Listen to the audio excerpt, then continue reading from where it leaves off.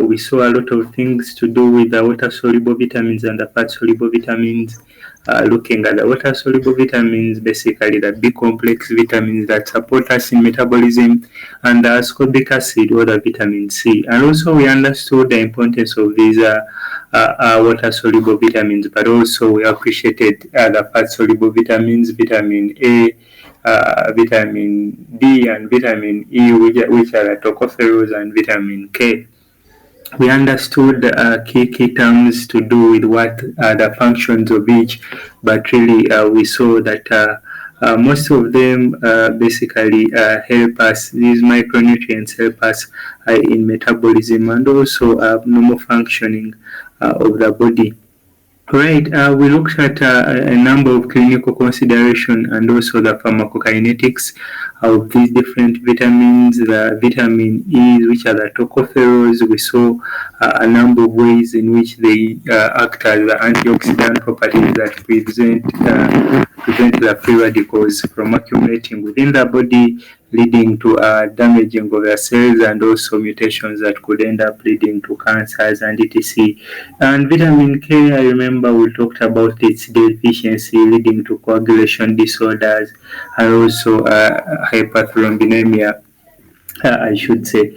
So really that was all to do with vitamin pharmacology of these vitamins, but still you would interest yourselves more and go and do some more research, because still researches are being done and people are coming out with the different uses of these vitamins thus far.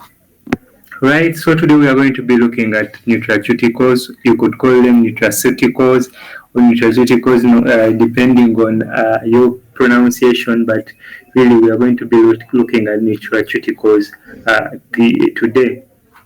And we are saying these nutraceuticals bioactive compounds found in the foods that we consume and also from those food sources, and they provide the body with a number of health benefits that are beyond mere essential nutrition, I should say. So, and also we'll look at another term where we are looking at the functional foods, and we will understand that these functional foods are those foods that are fortified with the nutraceutical ingredients in them. We put the nutraceutical ingredients in them, and these help us in giving the body optimum health, and also increasing on our health as individuals. And because of the increased health benefit that come from both the nutraceuticals and the functional foods. And we understand that basically these nutraceuticals provide a number of health benefits, as you will see from the things to do with regulation. But we will also understand that it is not, these are not new, but we are actually referring to basically those vitamins. And we understand this could be in form of those fortified foods, could be beverages, could be cereals, could be snacks, and as we will see as we go on. Right. Then the prebiotics, we are talking of non-digestible fibers that promote growth of bacteria of the gut, or what we call the beneficial gut bacteria. Okay? And we understand that the beneficial gut bacteria is key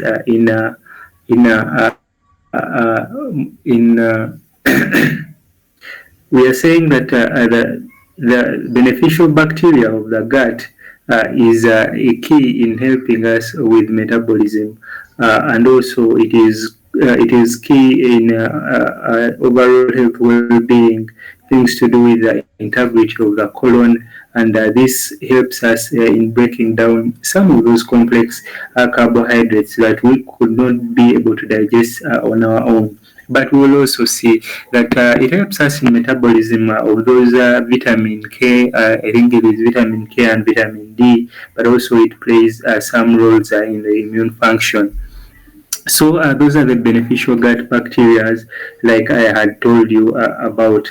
So when we look at probiotics, we are saying for the probiotics, we are looking at the live microorganisms that confer health benefits when consumed. You realize that is why they ask what are the importances of microorganisms. We understand that particularly this could be looking at supporting other digestive health through reducing the irritable bowel syndrome, the constipations, the diarrhea. So these live microorganisms help us in counteracting those conditions that we could face at the end of the day.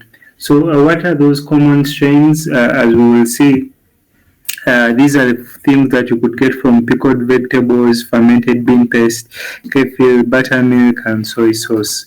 And you understand that these need to be taken considerably because remember we are introducing live microorganisms into the body. I don't know, but it is a really big case. If you will go and do some reading, there is a time you're supposed, it is indicated that you can, if someone is lacking this these microbes in their body, uh, feces from a donor. The donor donates feces that are having these microorganisms, and then those feces are then should I say they are planted in the colon of the recipient. So really, you see that their use is even beyond question. Okay, so let's look at the genetically modified foods, and here we are looking at utilizing the biotechnology and bioengineering to enhance the contents, the flavors, the textures, and also the shelf life of the different foods.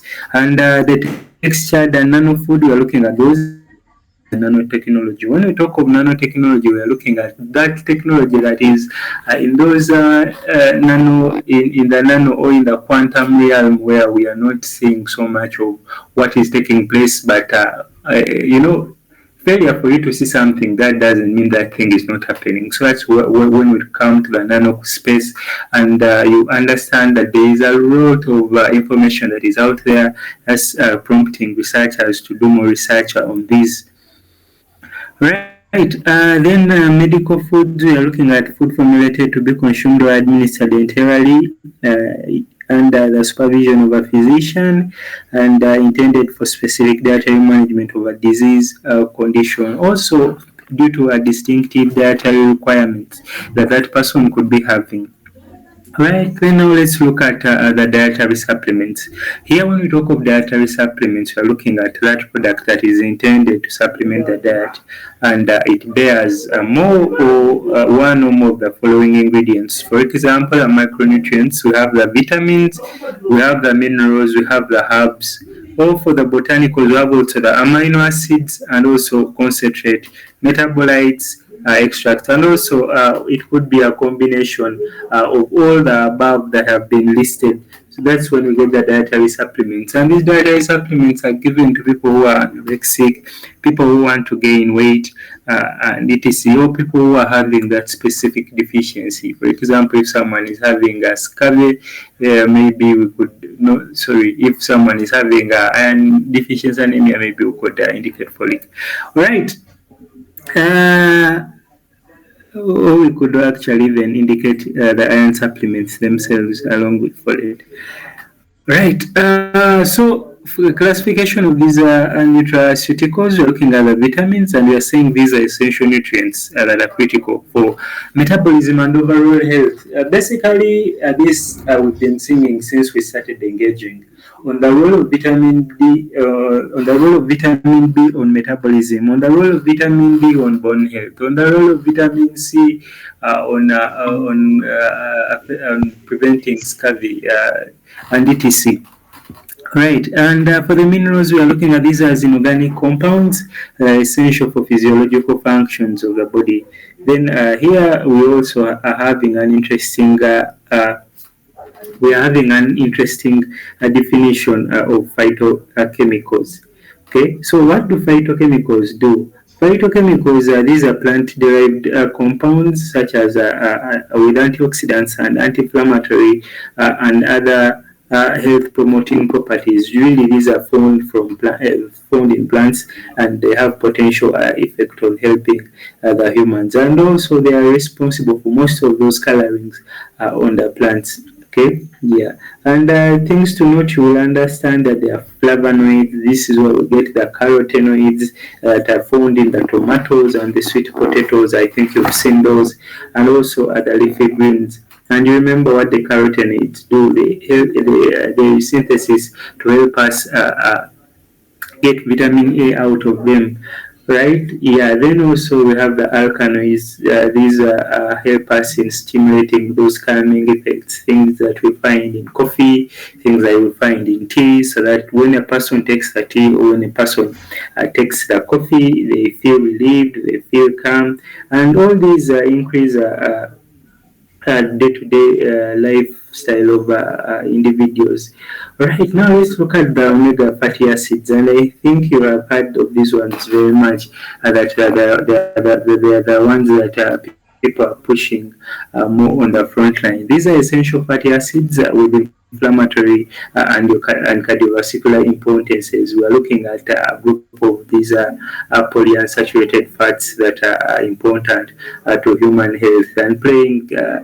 You remember how hyperlipidemia poses threats to the heart, how it poses threats to the brain. Now we are looking at omega-3 fatty acids increasing brain health and also heart health, since the body cannot produce these. They usually supplemented into the body. We had seen the sources. We had talked of the seeds and the walnuts in the nut family that is essential for us to remember. Okay. So what are the sources of these nutraceutical factors? We have the food sources, which are the fruits, the vegetables, the whole grains, the nuts, the seeds, the herbs, and the spices. I hope you covered this in your cookery, hopefully. And for the non-food sources, we are looking at dietary supplements, fortified foods, and also other nutraceutical extracts. So effects of nutraceuticals, okay.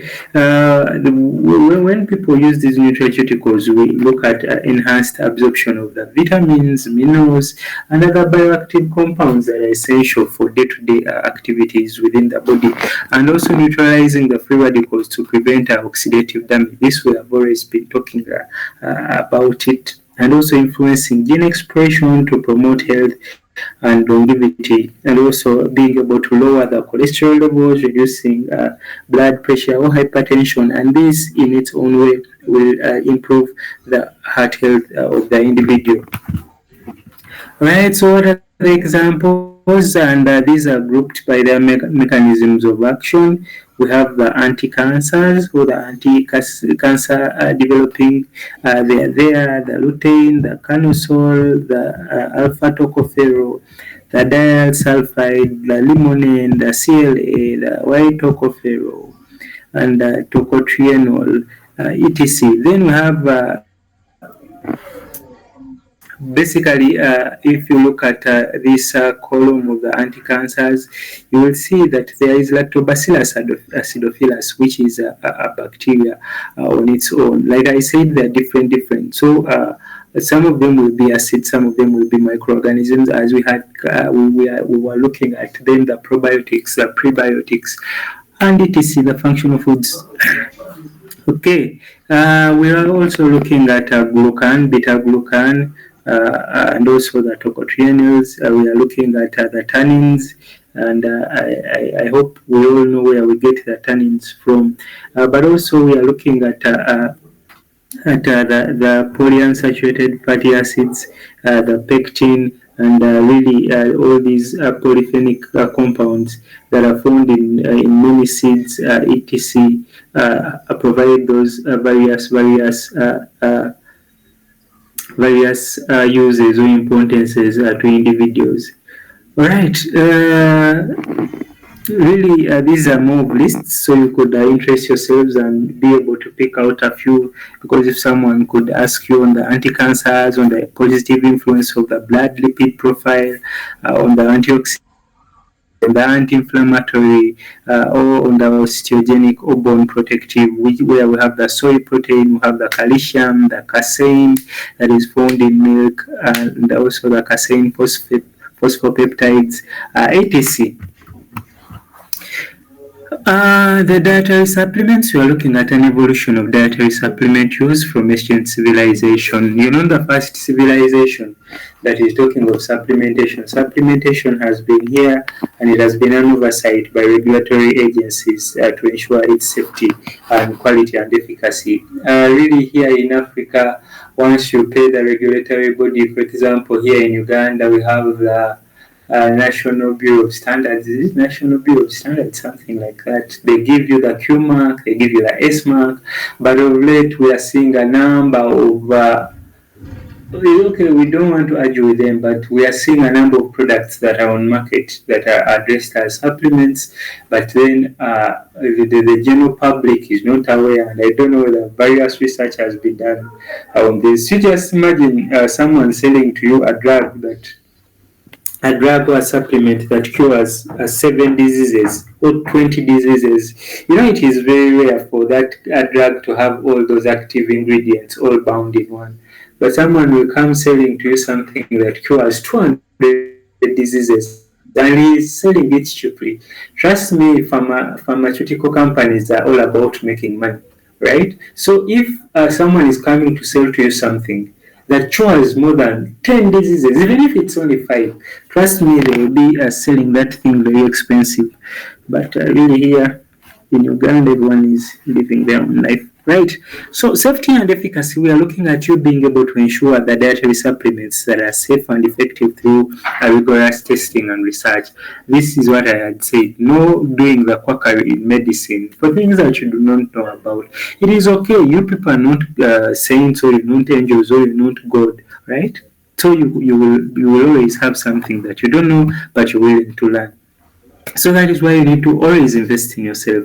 Also, for the regulation of these dietary supplements, we are looking at the importance of labeling, okay? Being able to name those ingredients and the quantity of each ingredient, because remember, the different people who are going to purchase this product, or the different people who are going to use this food stuff, have their own allergic reactions. Maybe people have celiac disease and they're allergic to gluten, and also you're making a wheat product and they don't know that wheat product has gluten in it. So these are things that we need to sensitize the masses out there. For the Food and Drug Authority has also approved health claims of folic acid and also neurotube pregnancies, calcium and osteoporosis that is known, sodium and hypertension that is known, fruits, vegetables and cancer due to removing those free radicals that is known, dietary lipids and cancer. The more intake of dietary lipids, we tend to think that you're predisposing yourself to cancer. Saturated fat and cancer and coronary heart disease that we saw from the thrombosis and etc. That happens due to plaque buildup on the vessels, on the walls of the vessels. Really, so those are the approved Food and Drug Authority claims, okay, that we need to put folic acid to help us and prevent the neurotube defects during pregnancy. I hope the men here and the women here, you go for antenatal when you're pregnant.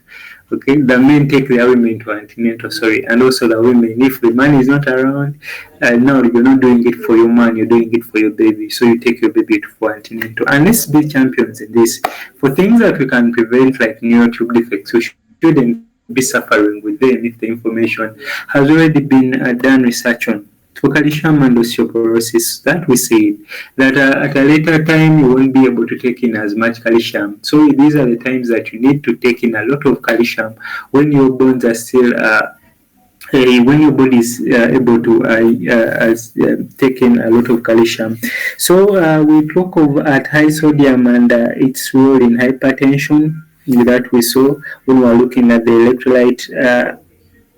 electrolytes and pharmacology. We are looking at the sodium, magnesium, the potassium, and etc. And how they work hand in hand to do the fluid balancing in the body. Right. So the fruits and vegetables, this we had talked of, and etc. Right. Uh, so what are the benefits of these dietary supplements? They fill a nutrient gap in the diet to support the overall health and well-being, and also they reduce the risk of those chronic diseases such as osteoporosis, cardiovascular diseases, and certain forms of cancer. So they also improve athletic performance for people who want to specialize in sports nutrition. You need to understand the people who are. I think you usually see at the end of the games, people usually take high energy bars. Okay, for people who are in those kind of sports, they take high energy bars. I think someone was making some research on a high energy electrolyte or an electrolyte, something that is given to people to improve their uh, performance in sports. So that is an area you could delve into. Those are actually supplements. And also for the adverse effects of these dietary supplements, you're looking at the overconsumption leading to toxicity and also potential interactions with other medicines that a person is taking in that can also affect metabolism and also absorption.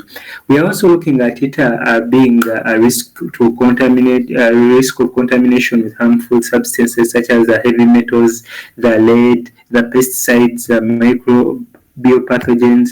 This is where we always need to take family history, or we take family history, but also we take the client's history. We understand the occupation the person is doing. Are they exposed to much real load? Are they a painter? Are they working in a manufacturing plant? And this will help us in tailoring and customizing the care for this individual.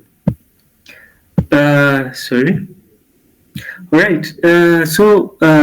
Use of these dietary supplements in the elderly. We understand that there are age-related changes in nutrient absorption and metabolism. So that you're no longer absorbing as much as you used to absorb when you're youth. That is why we are saying, even the Bible says, enjoy your youth. But we are not saying enjoy through drinking alcohol and doing everything that you want. But we believe even when you look at it in our normal setting, that when you're youthful, before you clock maybe okay, by the time you clock 45, you're no longer youth. Actually, is it 35, 45, one of the two? But okay, let's say within that range, before you clock 40, whatever mistake you're making, you can at least rectify it. And this is where it comes to girls. A girl wants to be a model within this period of time. It is okay. You can go and do everything you want. You want to be a model, go and try it out. You want to be a nutritionist, you can try it out.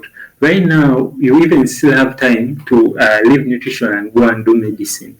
Leave medicine and switch and go and do engineering, because all these things can change. So do our bodies. When we are still youthful, the bodies can take in. They can absorb a number of nutrients, and also they can absorb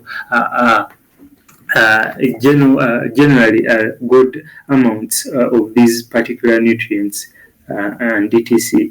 And also they are able to metabolize, are able to synthesize whatever products that are required for normal functioning of the body. But as we age, the body is now worn out, okay, and that is why you see we start to even talk about the illnesses of the elderly, that this person is old, then the arthritis will set in, and etc. So supporting bone density and reducing the risk of osteoporosis is key with calcium and vitamin D supplementation. This we had seen yesterday. So also maintaining those cognitive functions, reducing the risk of dementia by giving this individual foods that are rich in the omega-3 fatty acids and also other antioxidants. So what is your role as a nutritionist? One is you're providing this information that is evidence-based. Things you go to the food and drug. Sorry, you go to the food and drug. You go to the food and drug association and authority and look at what are those. What are those myths? Okay, now they are no longer myths since they are approved. Okay, what are those relations between food and maybe a condition and maybe a health. So you as a nutritionist, you're going to go out there, understand a lot about this. You're also going to be able to evaluate the individual's nutritional needs so as for you to be able to recommend the appropriate amounts of supplements when necessary, and also be able to monitor the supplement usage and also assess the efficacy and the safety of these. All right, so we have been looking at basically and the nutraceuticals, but now let's shift a little bit the gears and look at different types of the probiotics. All right, so we have the sorry, we have the bifidobacteria. Okay, and we are saying the bifidobacteria, this is not one bacteria, but we are looking at them being 32 different species of the lungam, the bifidum, the infants, etc. Okay, yeah, so this bifidobacteria plays key roles, and it is the most abundant probiotic in this. We are looking at the lactobacilli species that is present in the gut. The lactobacilli, it is also a particular bacteria that is found in the milk.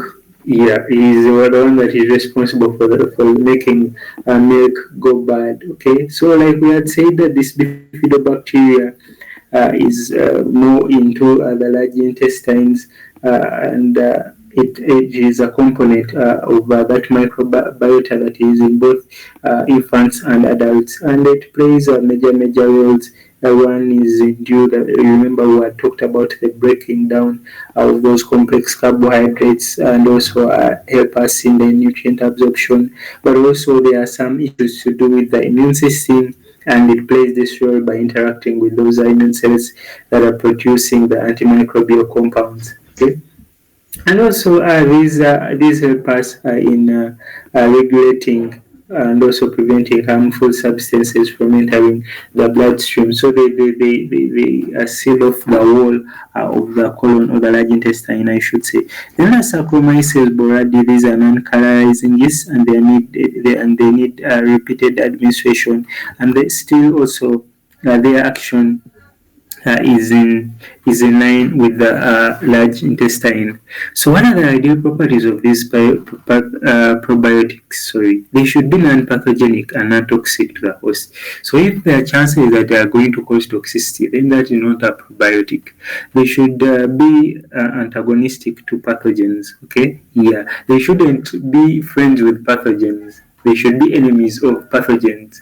Okay, if imagine you having got this microbiota, let's say that bifidobacteria, but then when you get another pathogen, they just combine and cause harm to you. That is what we are trying to mean. And they should be able to exert that beneficial effect on hosts, and also are capable of surviving, colonizing, and proliferating in the gut. Also, we are saying that they should be able to inhabit in the small and the large intestine, and must be of human origin. Remember, we are not the only species on the world. There also are animals, the cows, the pigs, etc. And all these have that microbiota in their guts. Right, and it should contain many viable cells and remain viable during storage and use. Okay. Yeah. So prebiotics or probiotics, when do we indicate them? They are ineffective in diarrhea, in diarrhea, and also when there is antibiotic associated diarrhea, we shouldn't indicate them. We shouldn't indicate them when there is lactose intolerance. Okay, those are contraindications of these. And for travelers diarrhea, still we do not indicate them. And for people with the inflammatory or the ulcerative colitis, people with the inflammatory bowel disease or the Crohn's disease, remember there is an inflammation, and we are introducing these probiotics into the body. That means the person could have issues. For people with pouchitis and also the diverticular disease of the colon, we tend to contraindicate this. So, what are the potential mechanisms of these probiotics? So, One, we are looking at the protection of the intestinal and epithelial barrier. This I told you that they do it for us to maintain the integrity of the gut, preventing those harmful substances from entering into the body. And also they compete with those harmful bacteria that are present. And when they compete with those harmful bacteria, they help keep that population of those harmful bacteria in check. We also talk about them having those anti-inflammatory properties, and also we talk about we talk about people when they do the colonizing of the human gut, and the influence as things to do with the cesarean and etc. Okay, and the gut colonization of this bacteria is done when there are human activities such as giving birth, C-section, through breast milk and formula. That is why you remember when we were talking about the importances of breastfeeding, we said that the mother's breast milk has those active microbiota that are important for helping or developing the child's gut. That's the reason for exclusive breastfeeding. And we're also looking at what are the roles of the probiotics in the irritable bowel syndrome. The irritable bowel syndrome has it includes the diarrhea, the dysentery, the fever, the weight loss. Oh, sorry about one thing. I think I made an error when we were looking at these indications. When we talk of indications, we are talking about when to give them. Okay. I think I make myself clear. I had read it as contraindications because of the C, but an indication is when are you giving it. So we are giving it when there is an inflammatory bowel syndrome. We are giving it when there is traveler's disease, in lactose intolerance, in antibiotic-associated diarrhea, infective diarrhea, and also if current aphthous ulcers and stomatitis. I hope you remember stomatitis when we are talking about the wounds of the mouth area. All right, we had looked at the potential mechanisms of these probiotics, and now we are looking at the role of the probiotics in the irritable bowel disease. And here we are looking at the symptoms. The diarrhea, dysentery, fevers, and weight loss are the key symptoms of this irritable bowel disease. And the treatment, we are looking at sulfasalazine, the steroids, the immunosuppressants. So why do we use these probiotics? The patients that have the irritable bowel syndrome have compromised levels of bowel flora, or those microbiota that is present in the gut due to inflammation. So supplementation with these can help to normalize the bowel flora and thereby reduce inflammation. However, key consideration is supposed to be taken. Since there is inflammation already happening, we do not want to overpopulate the microflora into that particular area. So all this should be given taken in consideration. Of probiotics promote antigen-specific IgA or immunoglobulin A immune response, and this shorten the diarrhea phase, and also it reduces the relapse rate. That is why people tend to say, oh, someone is suffering from diarrhea, you give them yogurt. Okay, so people are trying as much as possible. People have learned, and that's like how I've told you, supplementation has been here for quite long. Probiotics and cancer, we are saying they bind and lead to inactivation of those mutagenic compounds. The mutagens are those that are responsible for causing cancers, and also those mutations, and also production of those anti-mutagenic compounds is inhibited, is done so that we inhibit the mutagens. Okay, yeah, and also look at suppression of growth of carcinogenic bacteria, reduction of absorption of carcinogens, and also the enhanced immune function. Okay, so when the immune function is enhanced, then we won't have. Remember, cancer cells are just abnormal cells that are growing rapidly within the body. That doesn't mean these are not your cells. The cancer cells are also your cells, but they are growing abnormally, and they are unspecialized, and they tend to get blood supply into them in their other body parts, and then soon they start metastasizing, and the malignancy of moving from one area, from a person who had lung cancer, now he's getting cancer of the kidneys, and now he's going to get brain cancer, or brain tumor starts to develop. So the influence on bile salts concentrations lead to prevention of cancer growth. Okay, so about probiotics and the Helicobacter pylori infection, the Helicobacter pylori infection is that one that is responsible for the ulcers, the stomach ulcers that usually we tend to understand. And so here we look at production of these antimicrobial substances, stimulation of the mucosal secretion, competition for the adhesion sites with this Helicobacter pylori, and also stimulation of specific and non-specific immune responses in order to counteract the Helicobacter pylori, and this results into preventing this Helicobacter pylori infection, which could be ulcers. For the probiotics and allergy, we are looking at its role in increased intestinal permeability, reverse of increased intestinal permeability. Now that whatever you're taking in is no longer being absorbed very fast, okay, so then it will reduce your allergies, and also enhancement of the gut-specific immunoglobulin A responses that tend to help us in those hypersensitivity states, promotion of gut barrier function, and also modulation of the immune response. As a result, they are beneficial for allergy and atopic diseases. So, when do we use the probiotics in heart disease? We're looking at assimilation of cholesterol. Remember how cholesterol binds to those. How cholesterol accumulates within the body, causing thrombosis and all of that things. Well, we are looking at assimilation of cholesterol by the cell walls, and also a deconjugation of the bile acids by bacteria, acid hydrolysis, and also cholesterol binding to bacterial cell walls, reduction of hepatic cholesterol synthesis. Now the liver is not synthesizing as much cholesterol as it did, and also we are looking at redistribution of cholesterol from plasma to the liver.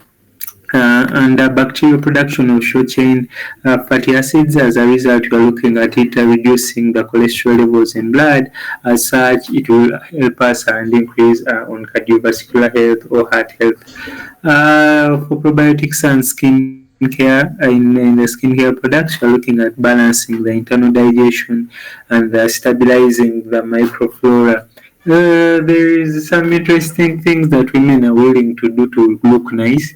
Apparently, there was something, I'm forgetting what it was called. But since your science class, you'll bear with me witness. It was, I'm forgetting, was it urine and increasing the smoothness of the skin? Something like that. And women started buying urine to make their skins look beautiful, look smooth. But well, there could be evidence of those things, but I'm not so sure. But in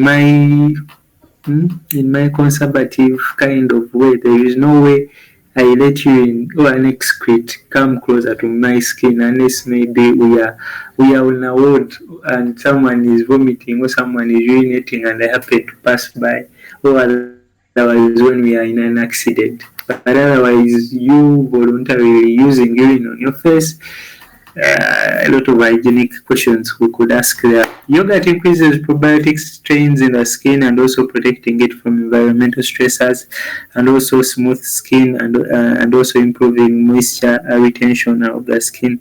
So people take more yogurt, but the problem with the yogurt these days are no longer than naturally processed. They are processed with a lot of preservatives, with a lot of sweeteners, and then people have these flavorings, strawberries, the vanillas, etc.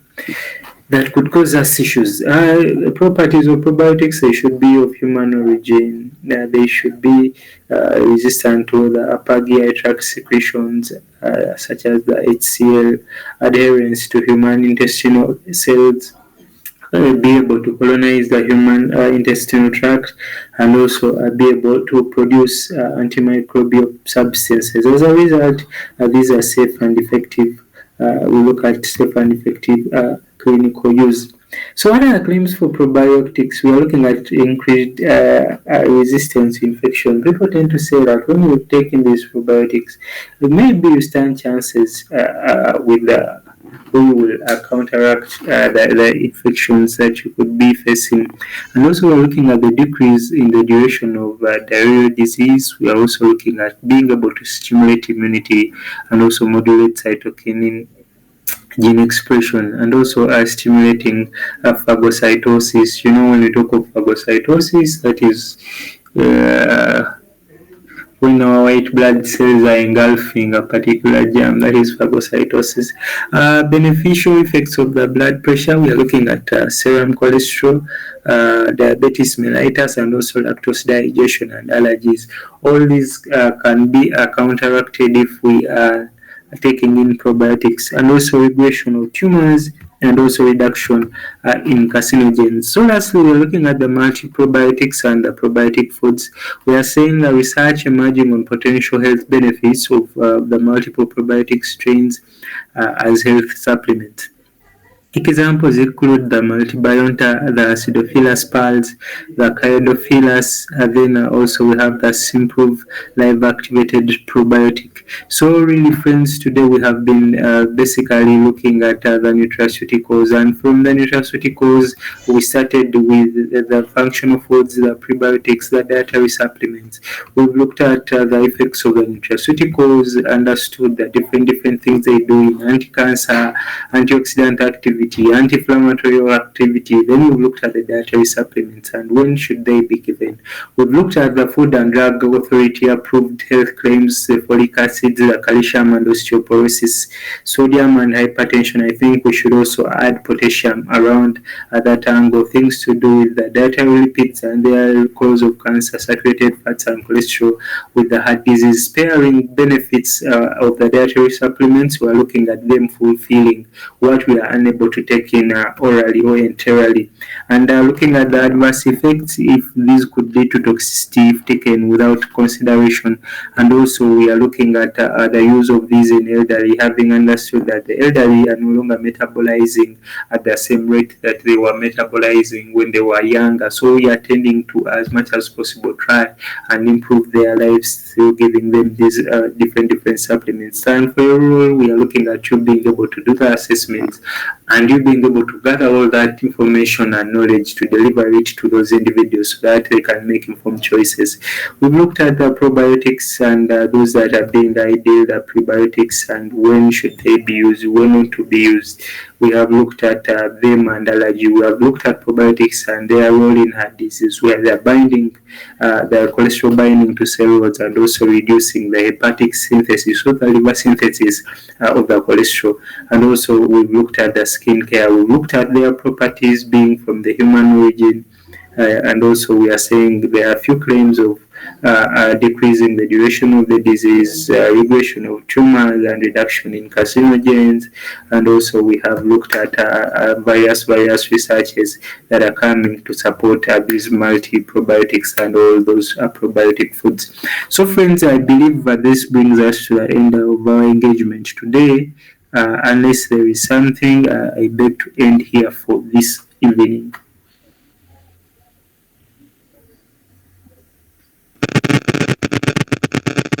All right, thank you so much. Yes, Peter? Yes, I have no question. I've been understanding what you lectured. Thank you so All much. right. All right. Thank you too. Samuel, I beg to end here. You have a good evening. Let's meet tomorrow. All right.